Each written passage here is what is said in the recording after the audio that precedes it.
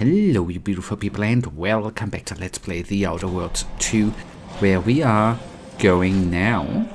First of all to the science deck. No, wait, sorry, we are on the science, yes, that, yeah, okay, wait. I'm confused. I thought I would be on deck 1. Okay. It is what it is. Then deck 3, the command deck, since we are in command anyways. No, just kidding, it's good. Hello girl, you look better in those clothes instead of the hoodie, by the way, or the mask. Not saying that the other mask was bad, but I like her haircut, by the way. Command deck, okay. Anyways. Your punctuality is as commendable as ever. How did you fare in securing the rift modulator? We can't secure or operate it until we control the ship, but I do have its schematics. Yet one more hindrance to overcome in this endeavor. Nevertheless, I expect you to guard those plans closely in the interim. Did you find anything else of note? Apparently rifts have been found in space where humanity has never been. Ruth, still with me? When one learns information that rattles their understanding of the universe, one may take a moment to consider the gravity of said information. We know that rifts are only caused by skip drives, so if they are appearing in non-colonized space, then this is truly momentous. It proves definitively that life did not originate on Earth, and may, in fact, exist elsewhere in other forms. I'm not sure about your conclusion. We should investigate further. Of course, I wouldn't want to discount these findings too quickly, especially considering the implications. I concur. This is a discussion for later, with laureates in attendance. For now, we must confront the Consul before he wrests that future away forever. He is just through those doors. I have run the numbers, and should you wish to negotiate with the Consul, you must be strategic. He will not react well to a direct attack on his character or methods early on. I can talk about his people losing faith in his leadership. That'll rattle him. It certainly may. At which point we may find the opening needed to convince him to stand down. I might tread a mite lightly, dear. If I know the Consul's type, and I do, his ego can take only so many hits before his guns do the talking.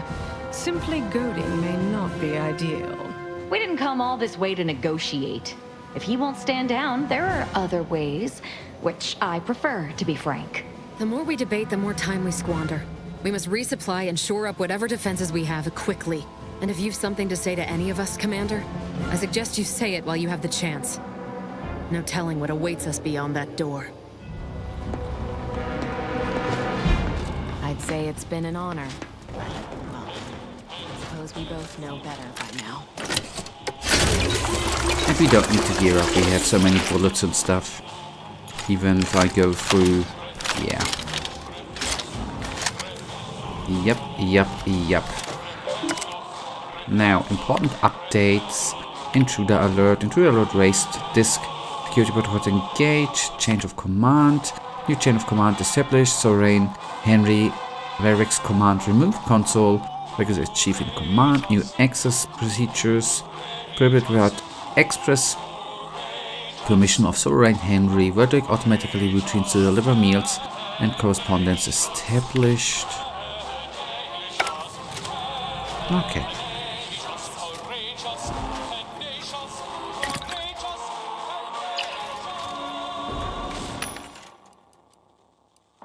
I was thinking about buying those guys actually.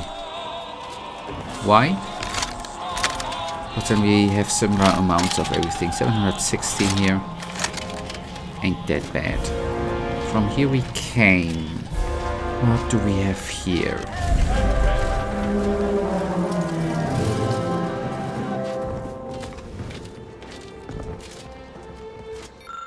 Okay, unsent letter. Emory, I will get the way we left things.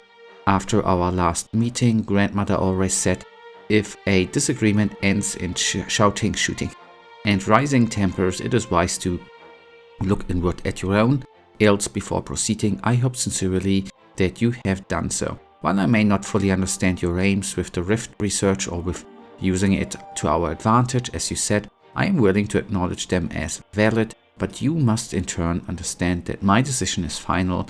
It's what is right for my people, my Arcadia, and my family. Do not doubt me, friend. I wish you know that I still cherish your guidance dearly. Perhaps when the war's over, the rest of it remains unfinished.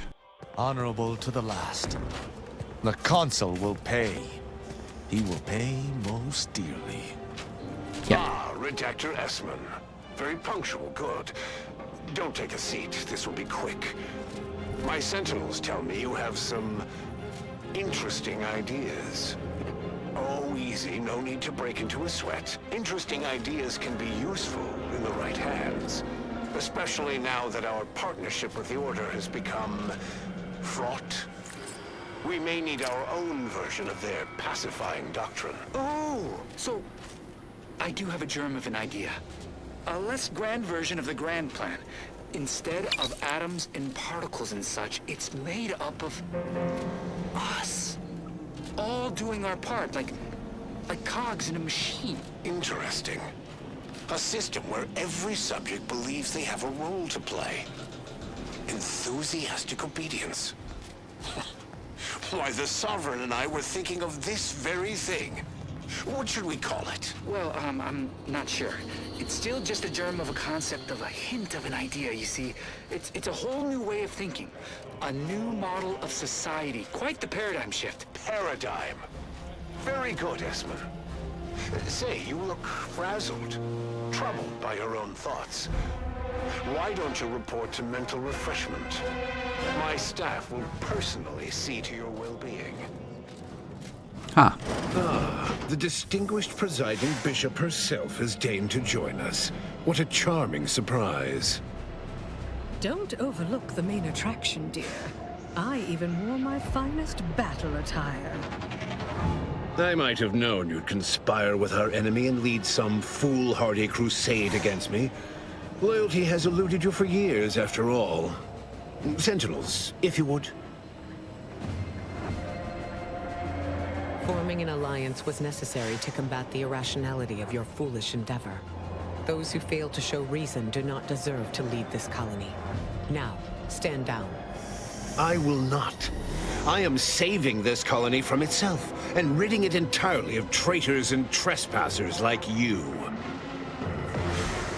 I don't have time for this. Stop using the Rift modulator now. Such bravado is unbecoming when you can't make good on your promises, Commander. Tell me, did you manage to stop us from bringing your peace talks to a swift end? As I recall, Greater Tranquility was reduced to little more than mangled ruins in a single moment. Greater Tranquility Station was a test? It was a modest success.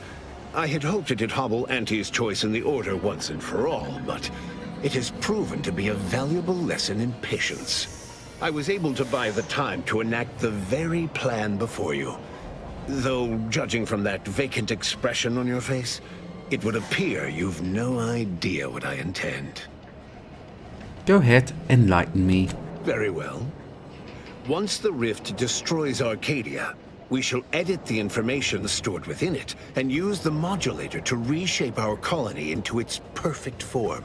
Horizon Point's destruction all those years ago was a tragedy, yes, but without it, we might never have opened our eyes to our true purpose and the possibility of Arcadia's rebirth. When the matriarch discovered the first skip drive, she set us on a course to elevate humanity.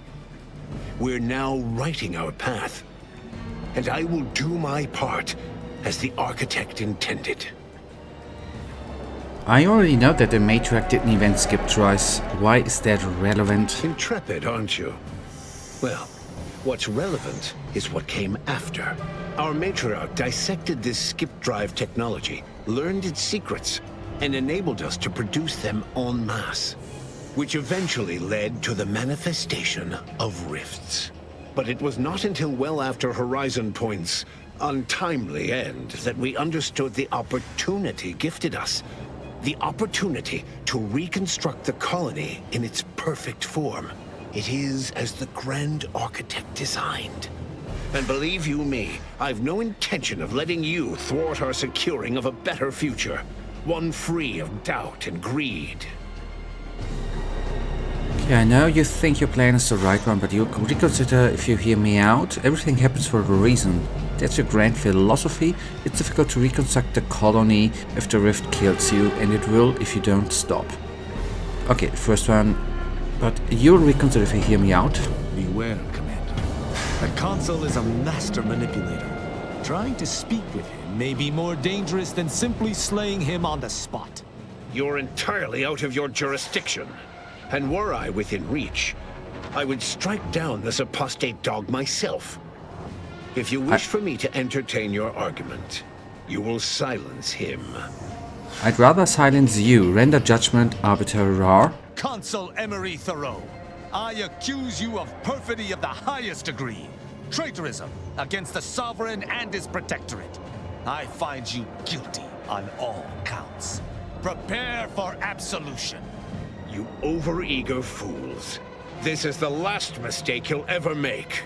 Ready to spread the truth. Okay.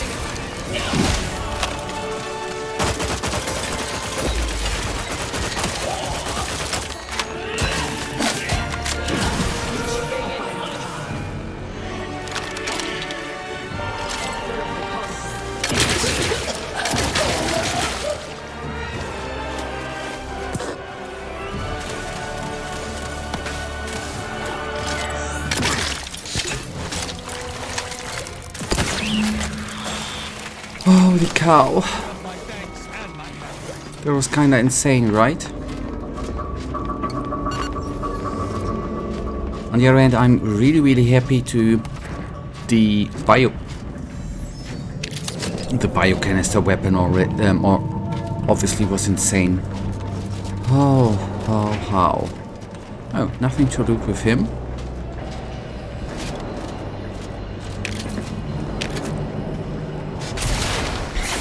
Even though I know we nearly did die here.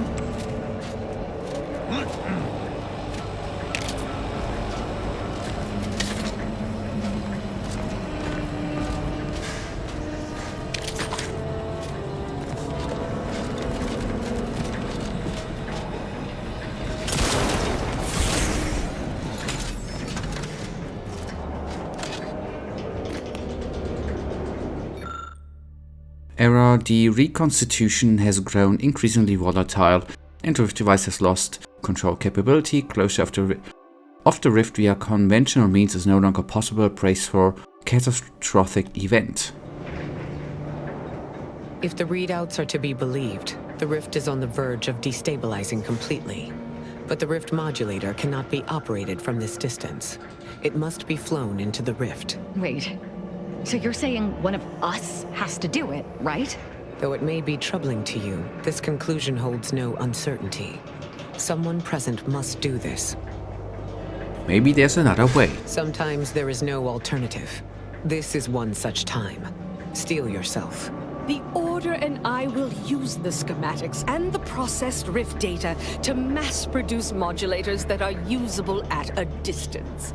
These pesky rifts will soon no longer plague the colonies. Okay, you should fly ship, by the way, Auntie. Only fair considering how others have been sacrificed for you. If you're looking for a sap to fly that rickety rig, don't look at me. I intend to abscond back to my ship with those wonderful little schematics. I have plans for those plans. You should really do to the good of everyone in Auntie's choice. Good try.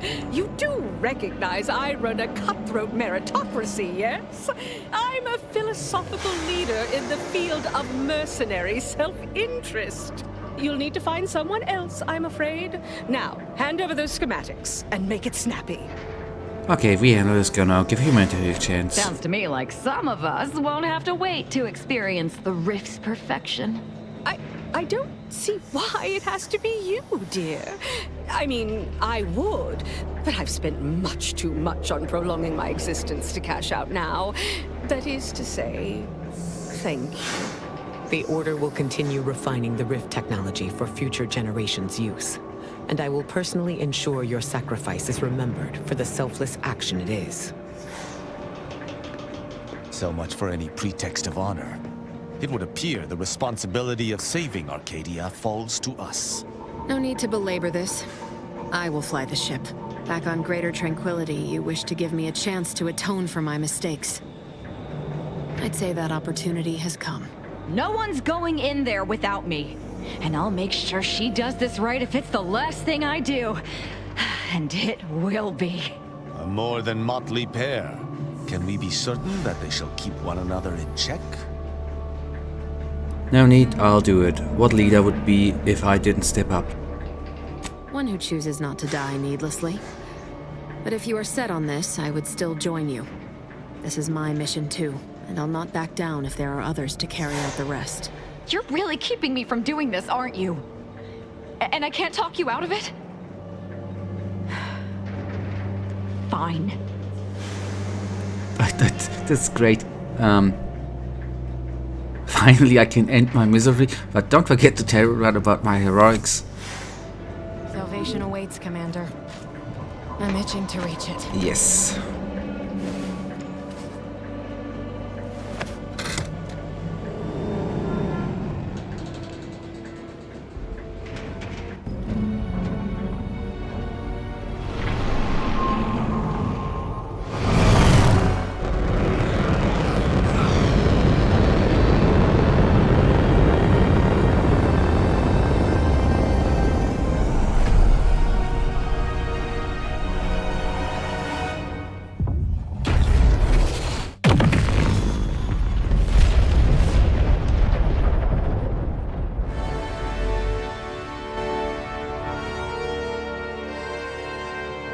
Okay, I still can't believe that we really died. In the end, the commanders sacrificed themselves to save the galaxy. No one knew their motives or thoughts in those final moments, though legends grew around this mythical agent of the Earth Directorate all the same. Augustine de Vries went along, knowing nothing would make up for her actions. But at least she'd not have to live with her guilt any longer. Thanks to the commander's quick thinking in sparing it from the Vox station's fiery crash, Paradise Island's Fairfield remained a profitable company town for Auntie's Choice. Auntie's Choice assumed control over the day-to-day workings of Matriarch's Mercy, the better to monitor their new colleagues in the Order. The monastery, however, returned to normal operation, tracking the clockwork of the grand plan. The monastery's abbot became a scapegoat for recent tragic events, having not detected Wiley's dastardly schemes. His superiors demoted him, mainly to show their corporatist allies that academics could keep their people in line too. Seer Wiley fled the Order and sought refuge in a backwater Arcadian town to contemplate his failings. As word of the ex-seer's arrival spread, people lined up for predictions. Forsaking the math that failed him, he offered obvious yet effective advice instead. Val continued to serve the Earth Directorate faithfully for many more years than should be possible, giving automechs like her everywhere a reputation as stable and reliable. As a result, more Valerie units were put into service, while fewer human agents were deployed into the field. As he rose through the Earth Directorate ranks, Niles pressed for a field directive to deploy the new Val units only when the situation posed significant risk. The policy reduced agent casualties by a significant margin.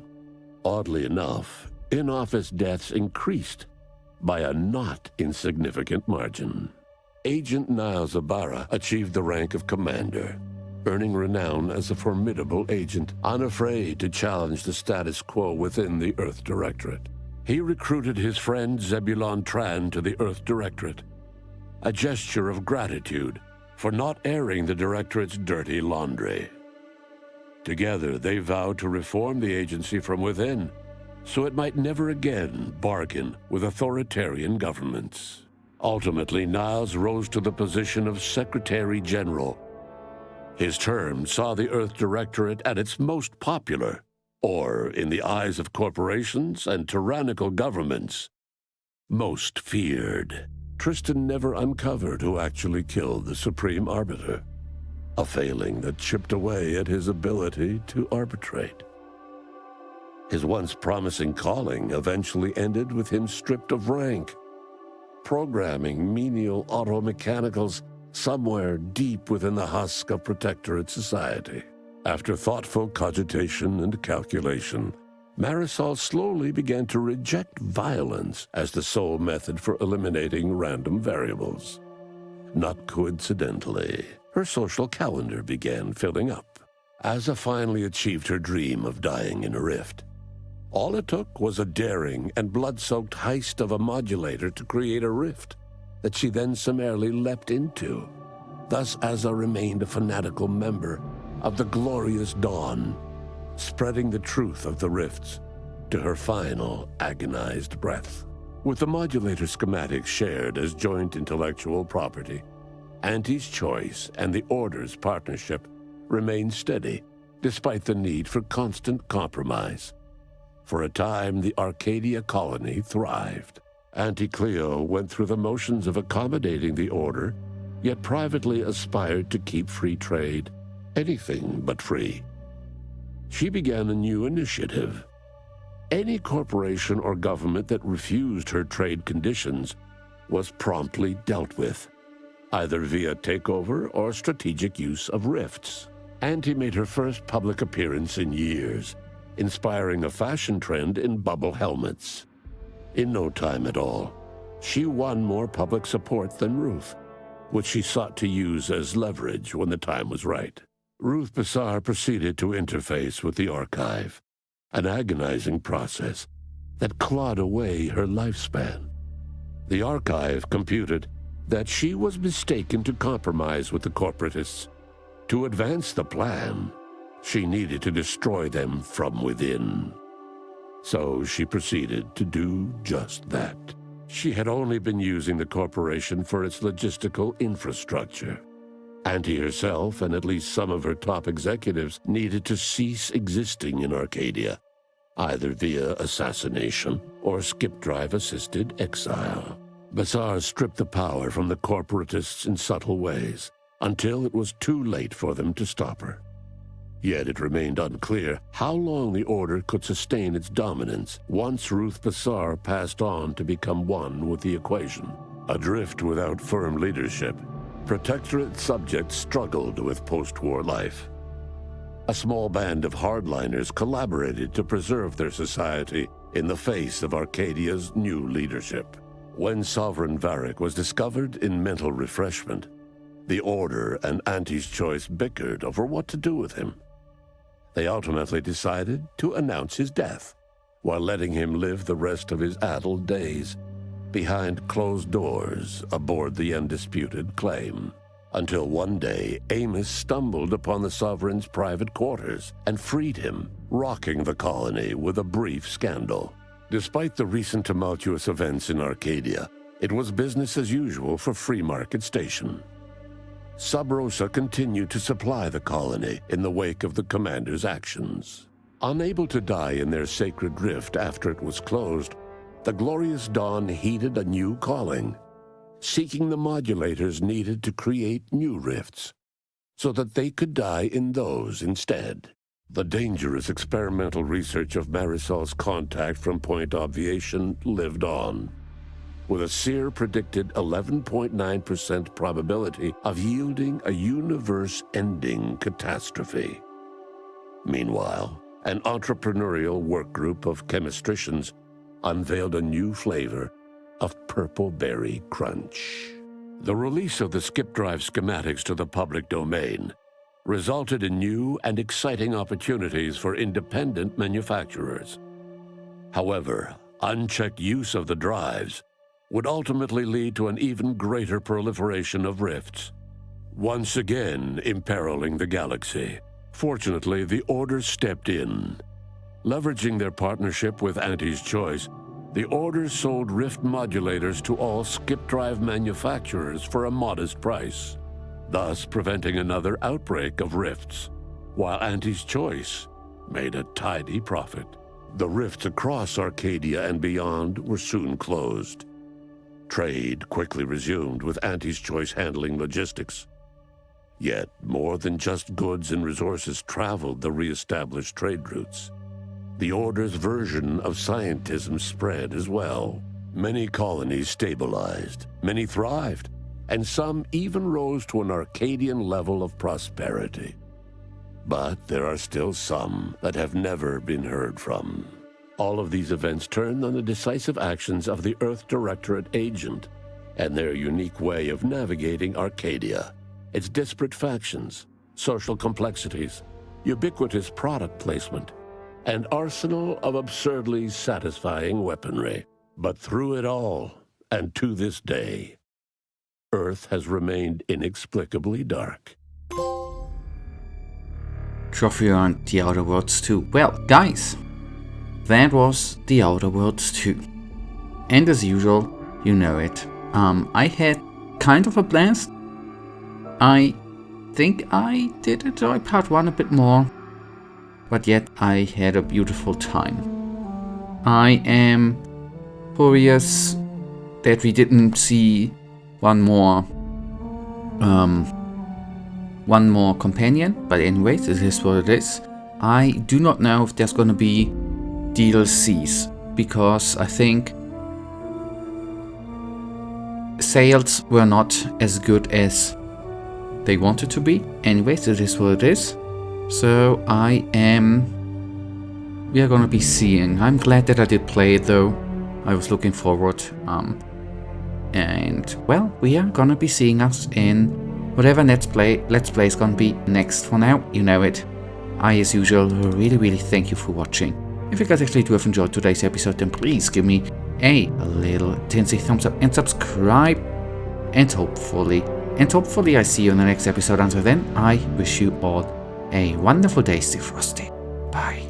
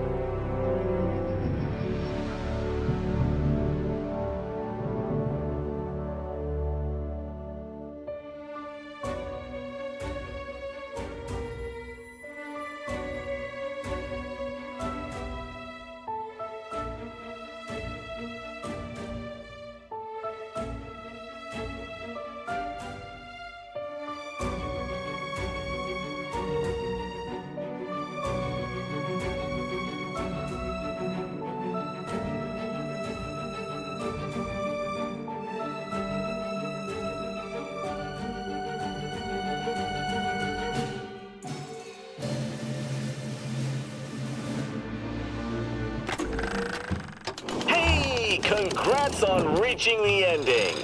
Well, an ending. Plenty more where that came from. How about another go? Additional playthroughs don't cost nothing. Yet.